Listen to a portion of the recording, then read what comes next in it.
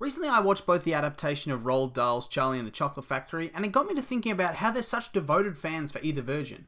So today I decided to compare them both and decide which is best. We'll start off with the OG, Willy Wonka and the Chocolate Factory. Released 7 years after Dahl's Charlie and the Chocolate Factory, it's still held in high acclaim today. What a lot of people don't know is that Dahl was actually the original screenwriter for the film. However, a man named David Seltzer was brought in to rework the script and heavily modified many elements that Roald Dahl had set up, later leaving the author to essentially disown the film entirely. Despite this, it has a 91% critics rating and an 87% audience rating on Rotten Tomatoes. So with that being so high, we'll start with some positives. For the 1970s, the set and the performances were relatively good across the board. Gene Wilder is obviously the standout, in my opinion is the primary factor as to why people love this version so much. It has a lot of classic musical numbers and is generally a good family film. In terms of its adaptation from the original source, however, apart from having a skeleton of the same plot, a lot of intricacies were significantly changed. For starters, most of the characters were played by Americans. This is a British book and therefore it's implied the setting should be in Britain, with Charlie and Willy Wonka being British. I assume this was also Dahl's perspective, but as we know at the time, the US was Hollywood and there was a great fear that movies wouldn't succeed if Americans couldn't really directly relate. Personally, despite loving Gene Wilder's performance, I do feel kind of disappointed that it wasn't more true to the source material in such a simple way. Also, the side plot with the creepy guy just whispering in the children's ears was pretty terrifying when I was 5, and even is now. The antagonist of the book was even turned into a good guy. He was just pretending so there wasn't any stakes at all. Sure, it's a test for Charlie, but he was already tested and he failed.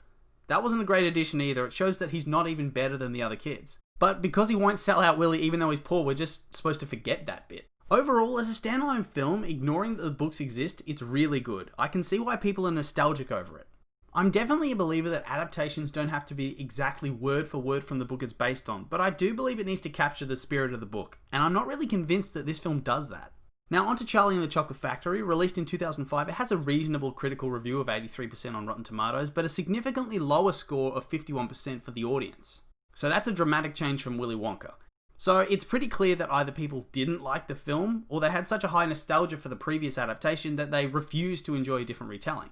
So we'll start with the positives. It's got a bold director, Tim Burton, leading a stellar cast including Johnny Depp, Helena Bonham Carter, Christopher Lee and Freddie Highmore. There's a significant change in how Willy Wonka's portrayed in this film. He's far more eccentric and strange than I'd say Gene Wilder's was, but also a bit more complex. There's a vulnerability which Tim Burton added to Wonka to explain why he is the way he is.